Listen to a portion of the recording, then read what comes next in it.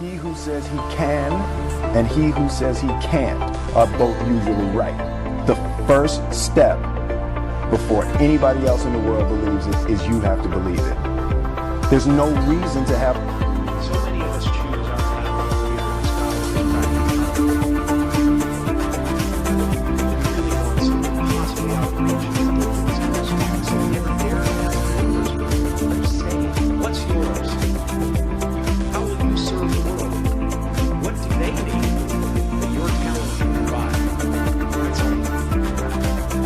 I can tell from experience the effect on how others is the most valuable currency there is. Everything you gain in life will rot and fall apart. All that will be left of you dwells in your heart. Because life doesn't happen to you, it happens for you. You are ready and able to do beautiful things in this world.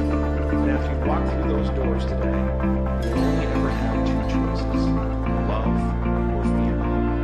Choose love. Don't ever let fear put you against your plate. Don't be afraid to close your eyes and dream, but then open your eyes and see.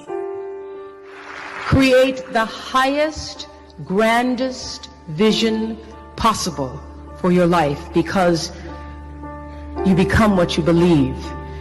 You see, if you don't have a vision of where you go, and you drift around and you never end up anywhere. You have to trust in something. Your gut, destiny, life, karma, whatever. Do you have the courage to act outwardly on what you see inwardly? You, the people, have the power to make this life free and beautiful, to make this life a wonderful adventure. Make a choice. Just decide what it's going to be, who you're going to be, how you're going to do it. Just decide. And then from that point, the universe is going to get out your way. I'm saying I'm the proof that you can ask the... So if I were giving advice to young people, when you graduate from somewhere, you're looking for a job, the first job is the most important.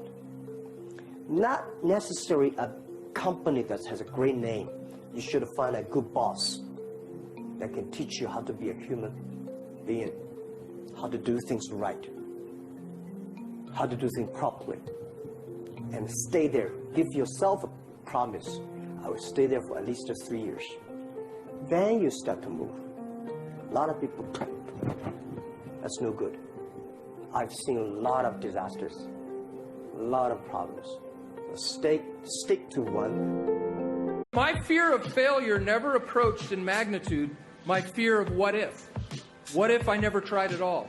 The political race I lost was to Congressman Bobby Rush. If you are going to try something hard, if you're putting yourself out there in some way, there are going to be times where you screw up or you don't succeed. I'll be cliché and say that, there is no failure. You just learn from it. If you don't fail, you're not even trying. So I applied jobs for 30 times, got rejected. I think we have to get used to it. We're not that good. Even today, we still have a lot of people reject us. I continued to fail and fail and fail, but it didn't matter, because you know what?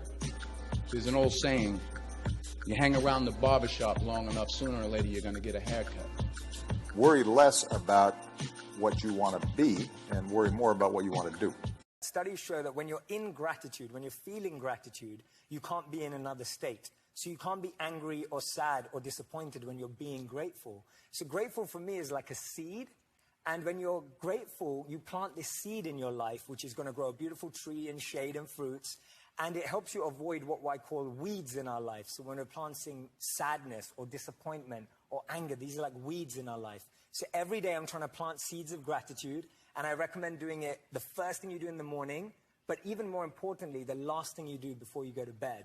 Because when you do it before you go to bed, you wake up with gratitude in the morning. So it programs your mind to be grateful the next day. Yeah, it's so easy to do. I think so easy. I think sometimes it takes seeing a tragedy or seeing something for us to realize how grateful we are for our lives, and just the small. So you fly and you go up to 14,000 feet. Somebody opens the door. 1, 2, and you go,